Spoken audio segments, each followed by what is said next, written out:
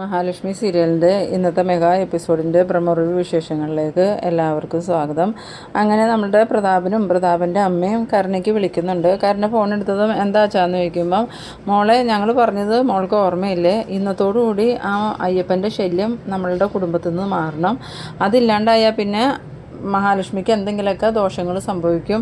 അതുള്ളിടത്തോളം നമുക്ക് മഹാലക്ഷ്മി ഒന്നും ചെയ്യാൻ പറ്റില്ല എന്ന്. ആ സമയത്ത് കരുണ പറയുന്നുണ്ട്, അതൊന്നും ഓർത്ത് അച്ഛനും മുത്തശ്ശിയും പേടിക്കണ്ട, ഇന്ന് രാത്രി തന്നെ ഞങ്ങൾ അയ്യപ്പനെ എടുത്ത് വെളിയിൽ കളഞ്ഞിരിക്കുമെന്ന്. അങ്ങനെ കരുണ ഫോൺ വെച്ചതും ഉണ്ണി വന്നിട്ട് ചോദിക്കുന്നുണ്ട്, എന്താ കരുണേ അച്ഛനും മുത്തശ്ശിയും വിളിച്ചിട്ട് എന്താ പറഞ്ഞതെന്ന് ചോദിക്കുമ്പം കരുണ പറയുന്നുണ്ട്, ഇങ്ങനെ ആ അയ്യപ്പനെ ഇന്ന് തന്നെ എടുത്ത് കളയണമെന്ന് അച്ഛനും മുത്തശ്ശിയും പറഞ്ഞതെന്ന്. ആ സമയത്ത് നമ്മളുടെ ഉണ്ണിക്കാണെങ്കിൽ ഉള്ളിൻ്റെ ഉള്ളിൽ ചെറിയൊരു പേടിയൊക്കെ തോന്നുന്നുണ്ട്.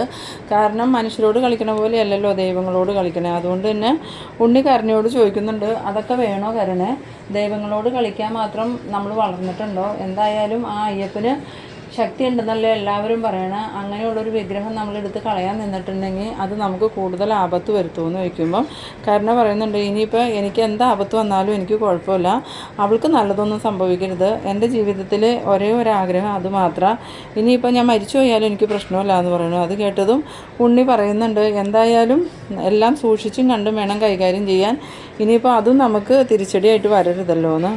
അങ്ങനെ കരുണ പറയുന്നുണ്ട്, എന്നാൽ നമുക്കിത് അമ്മയും കൊണ്ട് ചെയ്യിപ്പിച്ചാലോ എന്ന് ചോദിക്കുമ്പോൾ ഉണ്ണി പറയുന്നുണ്ട്, അമ്മയ്ക്ക് അല്ലെങ്കിൽ തന്നെ പേടിയാണ്. ഇതിനു മുമ്പ് ഒരിക്കൽ അമ്മ അയ്യപ്പൻ്റെ വിഗ്രഹം എടുക്കാൻ ചെന്നതും എന്തൊക്കെയാണ് സംഭവിച്ചതെന്ന് നിനക്കറിയാലോ, അതുകൊണ്ട് അമ്മ ഒരിക്കലും അതിന് തയ്യാറാവില്ല എന്ന്. എന്തായാലും ഇപ്പോൾ രാത്രി നമ്മൾക്ക് എല്ലാവരും ഉറങ്ങിയതിന് ശേഷം അതെടുത്ത് കളയണം ഉണ്ണിയേട്ടാ, ഇനി അതവിടെ വെച്ചുകൊണ്ടിരിക്കാൻ പാടില്ല. നാളെ രാവിലെ ലക്ഷ്മി എഴുന്നേറ്റ് ചെന്ന് നോക്കുമ്പം അതവിടെ ഉണ്ടാവരുതെന്നൊക്കെ ഇങ്ങനെ പറയുന്നുണ്ട്. ആ സമയത്ത് ഉണ്ണി പറയുന്നുണ്ട്, എന്തായാലും നീ ഇപ്പോൾ കിടന്നുറങ്ങാൻ നോക്ക്, എല്ലാവരും ഉറങ്ങിയതിന് ശേഷം നമുക്കത് പോയി എടുക്കാൻ നോക്കാമെന്ന്.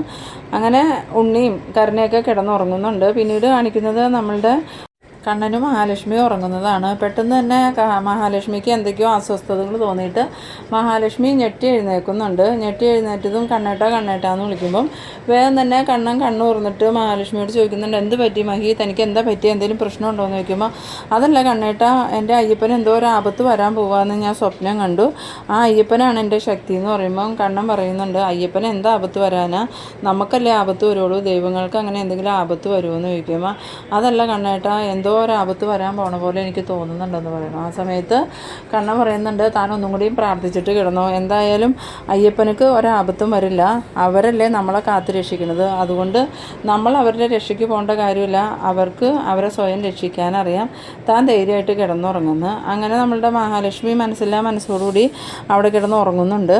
പിന്നീട് നമ്മളുടെ കരുണയാണെങ്കിൽ ഉറക്കത്തിൽ നിന്ന് എഴുന്നേറ്റിട്ട് ഉണ്ണിയെ വിളിച്ച് എഴുന്നേൽപ്പിക്കുന്നുണ്ട്. ഉണ്ണിയേട്ട എഴുന്നേൽക്കുന്നു പറഞ്ഞു. ആ സമയത്ത് ഉണ്ണി എഴുന്നേറ്റിട്ട് ചോദിക്കുന്നുണ്ട്, എന്താ കരുണ, നിനക്ക് എന്താ പറ്റി, നീ എന്തിനാ എന്നെ ഈ രാത്രിയിൽ വിളിച്ചെഴുന്നേൽപ്പിക്കണേന്ന് ചോദിക്കുമ്പം, അത് എല്ലാവരും ഉറങ്ങി കാണും, ഇപ്പോൾ തന്നെ നമുക്ക് പോയി ആ വിഗ്രഹം എടുത്ത് കളയണ്ടേന്ന് ചോദിക്കുന്നു. ആ സമയത്ത് ഉണ്ണി പറയുന്നുണ്ട്, അത് വേണോ കരുണേ, ദൈവങ്ങളെ തൊട്ട് കളിക്കുന്നത് നമ്മൾ കുറച്ച് സൂക്ഷിച്ച് വേണ്ടേ, മനുഷ്യരുടെ അടുത്ത് ഇടപഴകണ പോലെ ദൈവങ്ങളോട് ഇടപഴകിയിട്ടുണ്ടെങ്കിൽ തിരിച്ചടി വലുതായിരിക്കും കേട്ടോ എന്ന് പറയുമ്പോൾ, അത് ഞാൻ നേരത്തെ തന്നെ ഉണ്ണിയേട്ടനോട് പറഞ്ഞില്ലേ, എനിക്ക് എന്ത് തിരിച്ചടി കിട്ടിയാലും കുഴപ്പമില്ല, അവൾക്ക് തിരിച്ചടി കിട്ടണം, അതുമാത്രം എൻ്റെ ആഗ്രഹം എന്ന്. അതുകൊണ്ട് തന്നെ ഉണ്ണിയേട്ടൻ നമുക്കിപ്പോൾ തന്നെ പോയി ആ വിഗ്രഹം എടുത്ത് കളയാമെന്ന്. അങ്ങനെ നമ്മളുടെ കരുണയും ഉണ്ണിയും കൂടെ കൂടി താഴോട്ട് പതിയെ ഇറങ്ങി വരുന്നുണ്ട്. താഴെ ഇറങ്ങി വന്നതും ഉണ്ണി ഡോറ് തുറന്ന് വെളിയിലേക്ക് ഇറങ്ങിയിട്ട് നോക്കുന്നുണ്ട്, ആരെങ്കിലും ഇനി വെളിയിൽ നിൽക്കുന്നുണ്ടോ എന്നൊക്കെ. ആ സമയത്ത് ആരുമില്ല. പിന്നീട് പതിയെ ആ വിഗ്രഹത്തിൻ്റെ അടുത്തേക്ക് ഇവർ പോകുന്നുണ്ട്. ഇതേ സമയം നമ്മളുടെ മഞ്ജു ആണെങ്കിൽ സാഗറിനോട് പറയുന്നുണ്ട്, സാഗറേട്ട, എന്തായാലും നമ്മളുടെ കഷ്ടപ്പാടും ബുദ്ധിമുട്ടൊക്കെ തീരാറായി എന്നാണ് തോന്നണേ, ഇന്ന് തന്നെ ഏടത്തി എന്നോട് ഓഫീസിൽ ജോലി തരാമെന്ന് പറഞ്ഞല്ലോ, പക്ഷേ ഞാനത് സ്വീകരിച്ചില്ല സാഗറേട്ടാന്ന് പറയുന്നു. ആ സമയത്ത് സാഗർ പറയുന്നുണ്ട്, അത് നന്നായി മഞ്ജു, ഇനിയിപ്പോൾ നമ്മൾ ആരുടെയും ഔദാര്യത്തിൽ ജീവിക്കേണ്ട കാര്യമില്ല, നമുക്ക് സ്വയം പണിയെടുത്ത് ജീവിക്കാനുള്ള കഴിവുണ്ടല്ലോ, നിനക്കും ജോലിയുണ്ട് എനിക്കും ജോലിയുണ്ട്, പിന്നെന്താ കുഴപ്പം, അത് മതി നമുക്ക് സുഖമായിട്ട് ജീവിക്കാൻ, ഇനി കണ്ണൻ സാറിൻ്റെ മഹാലക്ഷ്മിയുടെ ഒന്നും സഹായമില്ലാതെ തന്നെ നമുക്ക് ജീവിക്കാൻ പറ്റും, അതാ നമ്മളുടെ അഭിമാനത്തിന് നല്ലത്. ആ സമയം മഞ്ജു പറയുന്നുണ്ട്, ഇപ്പം എന്തായാലും എനിക്ക് സമാധാനമായി, ഇനി കുറച്ച് ദിവസത്തേക്ക് ആ മേഘൻ്റെ ശല്യം ഉണ്ടാവില്ലല്ലോ എന്ന് പറയുന്നു. അന്നേരം സാഗർ പറയുന്നുണ്ട്, ഇപ്പോൾ കുറച്ച് ദിവസത്തേക്ക് ശല്യം ഉണ്ടാവില്ല, പക്ഷേ ജയിലിൽ നിന്ന് ഇറങ്ങണ അവൻ കൂടുതൽ ക്രിമിനലായിട്ടായിരിക്കും ഇറങ്ങണേ, പിന്നെ അവൻ നമ്മളെ ഒന്നും ജീവിക്കാൻ അനുവദിക്കുമെന്ന് എനിക്ക് തോന്നണില്ല, അതിനു മുമ്പ് അവനെ എങ്ങനെയെങ്കിലും സ്ഥിരമായിട്ട് ജയിലിലിടാനുള്ള എന്തെങ്കിലും വകുപ്പ് ചാർത്താൻ പറ്റുമോ സാഗറേട്ടാന്ന് ചോദിക്കുമ്പം, അതിപ്പോൾ നമ്മൾ എന്ത് ചെയ്യാനാ, അതിനും ആർക്കോ തന്നെ എന്തെങ്കിലും ഒരു വഴി കണ്ടെത്തുമായിരിക്കും. ആ സമയത്ത് മഞ്ജു പറയുന്നുണ്ട്, എന്തായാലും ഏട്ടനും ഏട്ടത്തിക്കും എന്നോടുള്ള ദേഷ്യമൊക്കെ മാറിയല്ലോ, അത് മാത്രം മതി എനിക്ക് സമാധാനിക്കാനും സന്തോഷിക്കാനും. ആ സമയത്ത് സാഗർ പറയുന്നുണ്ട്, മഞ്ജുവിൻ്റെ ഏട്ടനും ഏട്ടത്തിയും നല്ല മനസ്സുള്ളവരാ, ഉണ്ണിയും കരുണയൊന്നും അതുപോലെയല്ല. ഉണ്ണിയുടെ മനസ്സിലൊക്കെ ഇപ്പോഴും ആ മേഘൻ്റെ സ്വഭാവം തന്നെ, ആ മേഘൻ ചിന്തിക്കണ പോലെ തന്നെ ഉണ്ണിയും ചിന്തിക്കണ. കണ്ണൻ സാറിനെ കൊന്നിട്ട് കണ്ണൻ സാറിൻ്റെ സ്വത്തുക്കൾ എടുക്കണമെന്ന മേഘനും മേഘൻ്റെ അച്ഛനും അതുപോലെ മഞ്ജുവിൻ്റെ ആങ്ങളെ അമ്മയൊക്കെ ആഗ്രഹിക്കണമെന്ന്. ആ സമയത്ത് മഞ്ജു പറയുന്നുണ്ട്, അതൊന്നും ഒരിക്കലും നടക്കാൻ പോകുന്നില്ല. കണ്ണേട്ടൻ മലയ്ക്ക് പോയി തിരിച്ചു വന്നു കഴിഞ്ഞാൽ എന്തായാലും കണ്ണേട്ടൻ എഴുന്നേറ്റ് നടക്കും. കണ്ണേട്ടനും ഏടത്തിയും ആഗ്രഹിച്ചതുപോലെ തന്നെയുള്ളൊരു ജീവിതം അവർക്കുണ്ടാവും, അവർക്ക് കുഞ്ഞുങ്ങളും ഉണ്ടാവും. ഇപ്പം തന്നെ കണ്ടില്ലേ, ഏട്ടനെയും ഏടത്തിയെയും കൊല്ലാൻ വേണ്ടിയിട്ട് പായസത്തിൽ വിഷം കലർത്തി വെച്ചിട്ട് ആ പായസം എങ്ങനെയോ കരുണേടത്തി തന്നെ കുടിച്ച് കരുണേടത്തിയുടെ കുഞ്ഞ് പോയില്ലേ. ഇനിയും ഏട്ടനെയും ഏടത്തിയും ഉപദ്രവിക്കാൻ പോകുന്നവർക്കൊക്കെ കിട്ടുന്ന തിരിച്ചടി ഇത് തന്നെയായിരിക്കുമെന്ന്. പിന്നീട് കാണിക്കുന്നത് നമ്മളുടെ മാർക്കോനെയും ലോപ്പസിനെയാണ്. മാർക്കോ ലോപ്പസിനോട് പറയുന്നുണ്ട്, എന്തായാലും മേഘന് ജാമ്യം കിട്ടൂല എന്നുള്ള കാര്യം എനിക്ക് ഉറപ്പായിരുന്നു. അവനെ റിമാൻഡ് ചെയ്തത് ഏതായാലും നന്നായി.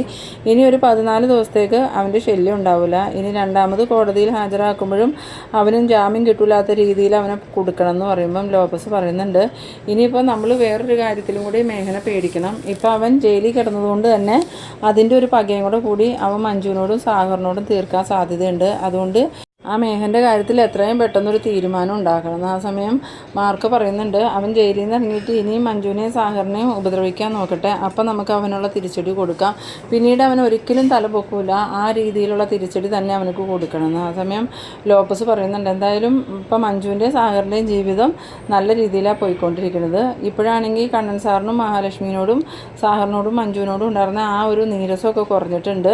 മഹാലക്ഷ്മി ഇപ്പം തന്നെ മഞ്ജുവിന് ഫിനാൻസിലൊരു ജോലി ഓഫർ ചെയ്തതാണ്. മഞ്ജു മനഃപൂർവ്വം പോവാതിരുന്നതാണ്. മഞ്ജു പറയണത് അവർക്ക് ജീവിക്കാനുള്ള വരുമാനം ഇപ്പോൾ അവരുടെ ജോലിയിൽ നിന്ന് കിട്ടുന്നുണ്ട്, അതുകൊണ്ട് തൽക്കാലം ജോലിയൊന്നും വേണ്ടാന്ന് തന്നെ മഞ്ജു മഹാലക്ഷ്മിയോട് പറഞ്ഞു. അതേതായാലും നന്നായി. ആരുടെയും ആശ്രയമില്ലാതെ അവർ ജീവിക്കുമ്പോഴേ അവരുടെ ജീവിതം ശരിക്കും വിജയിക്കുള്ളൂ. എന്തായാലും കണ്ണൻ സാറിൻ്റെ സ്വത്തിൻ്റെ ഒരു വീതം മഞ്ജുവിന് വേണ്ടി മാറ്റി വെച്ചിട്ടുണ്ട്. അത് കൃത്യസമയത്ത് തന്നെ സാഗറിനും മഞ്ജുവിനും കണ്ണൻ സാറ് കൊടുക്കുകയും ചെയ്യും. ഉണ്ണിക്കും അതുപോലെ ഒരു വീതം കണ്ണൻ സാറ് മാറ്റി വെച്ചിട്ടുണ്ട്. പക്ഷെ അത് മനസ്സിലാക്കാനുള്ള വിവരവും ബോധമൊന്നും ഉണ്ണിക്കില്ല. ഉണ്ണിയും അവൻ്റെ ഭാര്യയും അതുപോലെ തന്നെ ആ പ്രതാപൻ്റെ അമ്മയൊക്കെ ഇപ്പോഴും മഹാലക്ഷ്മിയെയും കണ്ണനെയും അപായപ്പെടുത്തണം എന്നുള്ള ചിന്ത മൂലം നടക്കുകയാണ്. ഇവർക്ക് എത്ര തിരിച്ചടി കിട്ടിയാലും അവർ പഠിക്കൂല. പിന്നീട് കാണിക്കുന്നത് നമ്മളുടെ ഉണ്ണിയും കരുണയും കൂടി ആ വിഗ്രഹത്തിൽ കുറച്ച് നേരം നോക്കി നിൽക്കുന്നുണ്ട്. ആ സമയത്ത് ഉണ്ണി വീണ്ടും സംശയത്തോടു കൂടി ചോദിക്കുന്നുണ്ട്, കരുണെ ആ വിഗ്രഹം എടുക്കണോ, അത് നമുക്ക് ആപത്താവില്ല എന്ന് ചോദിക്കുമ്പം നിങ്ങളൊന്നും മിണ്ടാതിരിക്കുക, നിങ്ങളെപ്പോലെ ഇത്രയും പേടിയുള്ള ഒരാളെ ഞാൻ എൻ്റെ ജീവിതത്തിൽ കണ്ടിട്ടില്ല.